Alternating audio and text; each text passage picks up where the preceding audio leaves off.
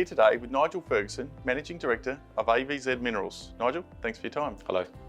Last 6 months, positive signs for the company? Yeah, look, we've been pretty busy, even though there's not much news coming out, unfortunately. But look, it's all those preparatory things, trying to get containers of core back to Australia, which has arrived now, so that's a good news situation. Discussions with government officials, they're continuing on, so we're very comfortable with that now.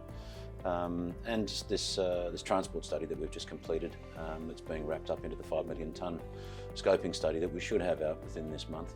So yeah, there's lots happening in the company.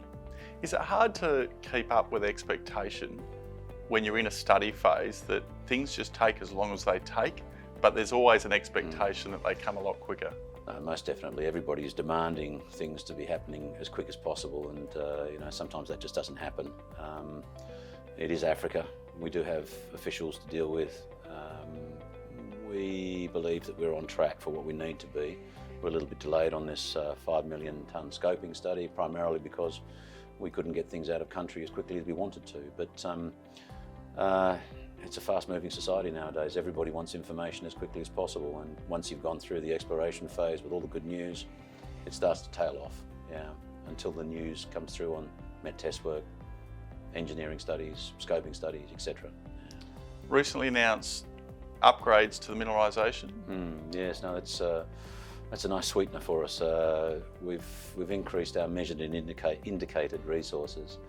I think we're sitting at 269 million tonnes of measured indicated, 1.65%, so very happy with that result. And that's just the completion of the drilling that we had incorporated into a new run on the resource. Nothing's changed on the tonnage, total tonnage, it's still 400 million tonnes.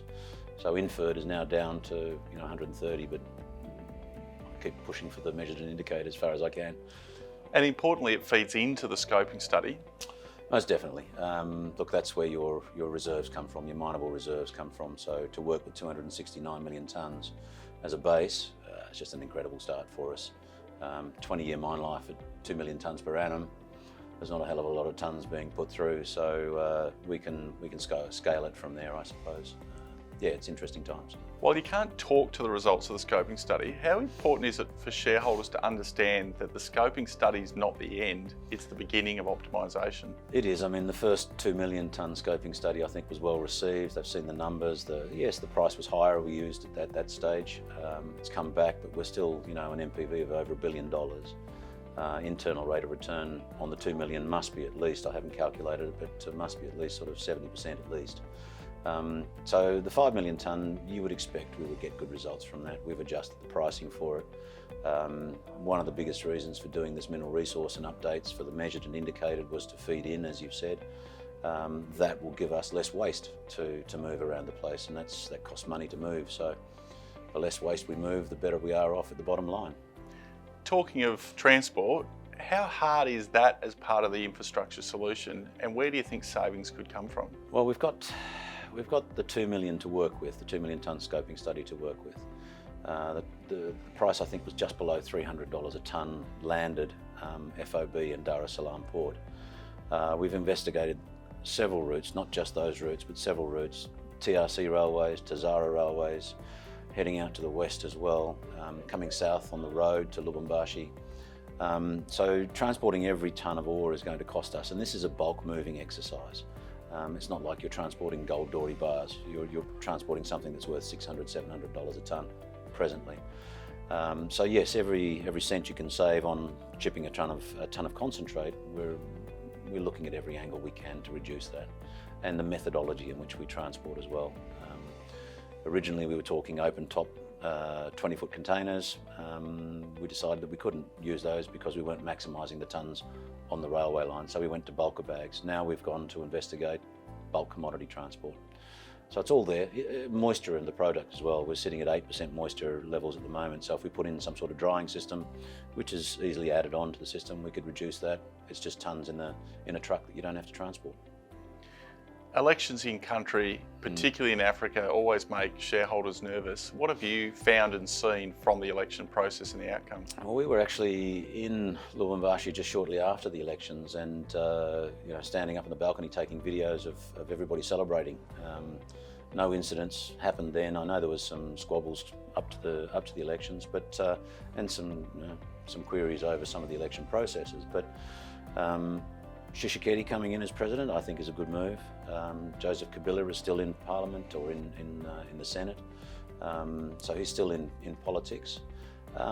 From a broad brush point of view, I don't think much has changed at all. I think we're still there with the same people.